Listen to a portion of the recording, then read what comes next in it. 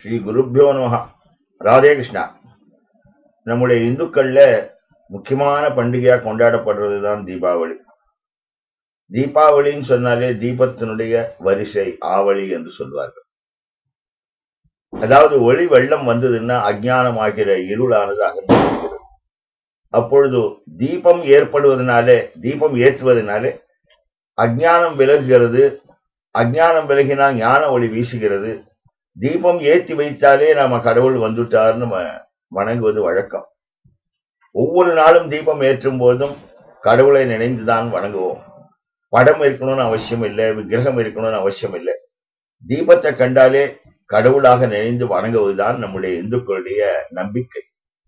அது விசேஷமாக ஒரு வருஷத்துல ஐப்பசி மாதம் துலா மாதத்திலே கிருஷ்ணபக்ஷ சதுர்தசியிலே ஸ்நானம் செய்து கண்ணனை வழிபடுவது என்பது தீபாவளி தினமாக பெரிய கோலாகலமான பண்டிகையாக கொண்டாடப்படுறது.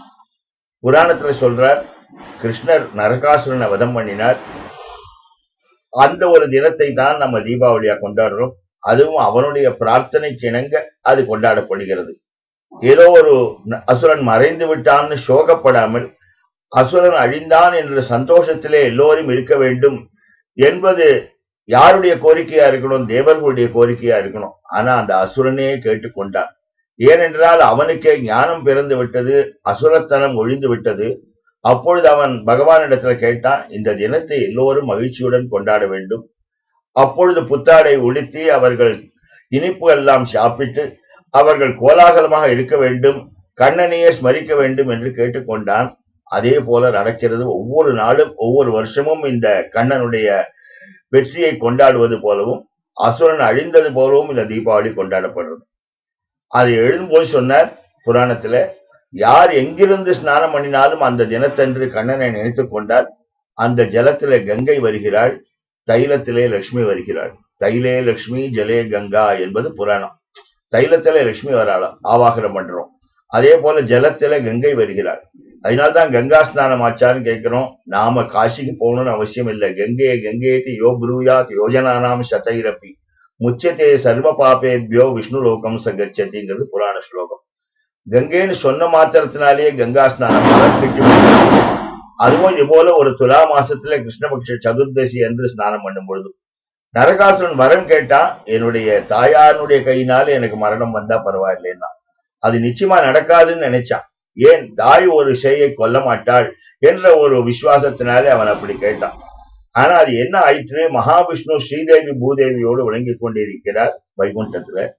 அவர் கண்ணனாக அவதரித்த போது ஸ்ரீதேவி ருக்மிணியாக வந்தாள், பூமாதேவி சத்யபாமியாக வந்தாள். சத்யபாமியாக வந்த சமயத்தில் தான் ருக்மிணி கல்யாணம் ஆயிடுது. அதுக்கப்புறம் சத்யபாமா கல்யாணம் வருது. சத்ராஜத்தினுடைய புத்திரியாக பாமை அவதரித்து கண்ணனை மணக்கிறாள் என்பது பாகவத புராணம். அப்பொழுது சத்யபாமையோடு கூட தான் ரதத்திலே வருகிறார் நரகாசுரனை போர்களை சந்திப்பதற்கு. அந்த சமயத்துல பானத்தை கடைசி பானமாக அவனை வதம் பண்ண விடும் பொழுது கண்ணனுடைய கையிலிருந்து அந்த பானம் போகல, சத்யபாமனுடைய கையிலிருந்து போறது.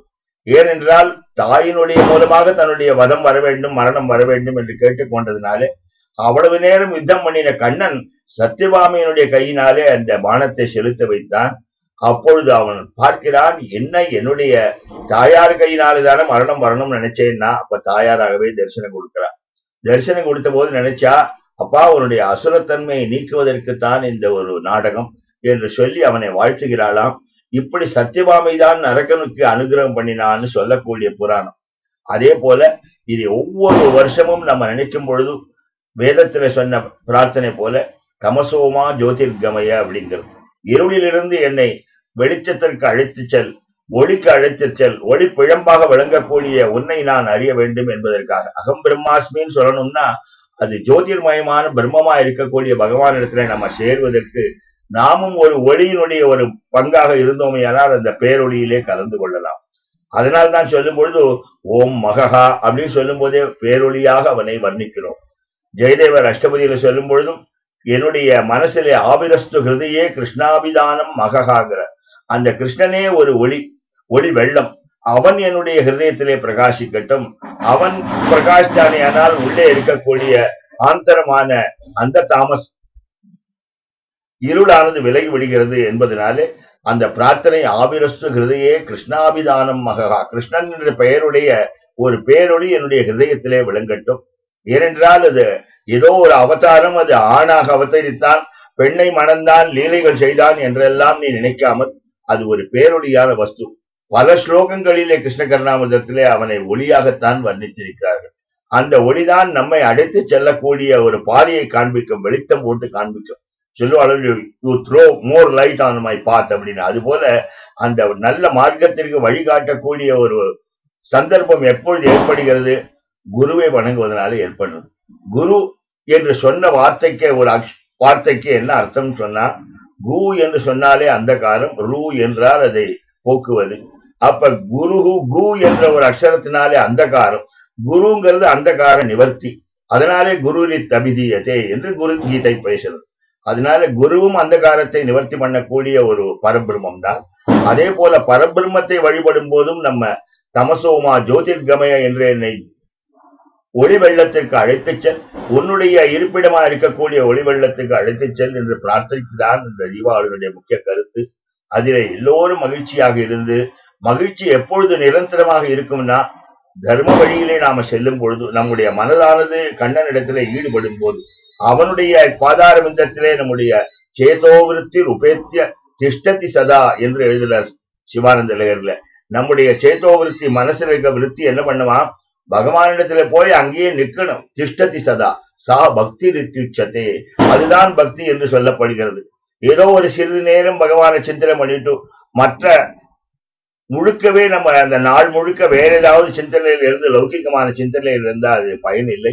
எப்பொழுதும் சதா சர்வ காலம் அவனுடைய சிந்தனையாக இருந்து அவன் நம்மை வழி நடத்தி செல்கிறான் என்ற ஒரு பாவம் இருந்ததுன்னா நிச்சயமா சாஸ்வதமான ஆனந்தம் ஏற்படுறது.